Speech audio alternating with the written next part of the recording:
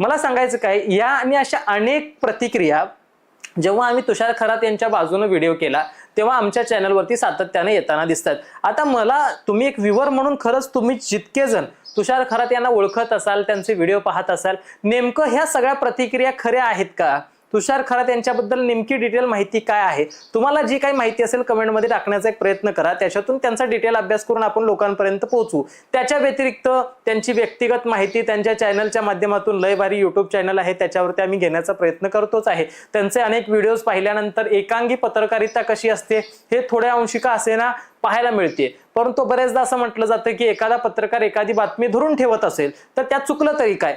मग त्यात जर काही चुकत नसेल तर एखादी बातमी इतकी धरून ठेवावी का? खालच्या पातळीला बोललं जातं, त्याच्या विरोधात आम्ही बोललोच आहे. याच्या आधीचा पहिला व्हिडिओ जर तुम्ही बघितला असेल, इथे लिंक देतोय, त्याच्यामध्ये तुषार खरात यांची जी खालच्या पातळीची पत्रकारिता आहे, अश्लील शब्द बोलणं असू द्यात किंवा असंविधानिक शब्द बोलणं असू द्यात, याचा तीव्र निषेध आम्ही आमच्या परीने केलेलाच आहे. मात्र एक पत्रकार भूमिका मांडतोय आणि त्याच्यावरती जे अॅट्रॉसिटी सारखे, खंडणी सारखे गुन्हे घातलेले आहेत त्याच्या संदर्भात सुद्धा आम्ही बोललेलो आहे, जे चुकीचं आहे. म्हणजे अगदी टोकाचे गुन्हे दाखल करणं हे सुद्धा चुकीचं आहे. याच्यावरती सुद्धा जे चूक आहे त्याला चूक म्हणण्याचं धारिष्ट एक चॅनल म्हणून दाखवणं गरजेचं आहे आणि ते आम्ही सातत्यानं दाखवण्याचा प्रयत्न करतोय.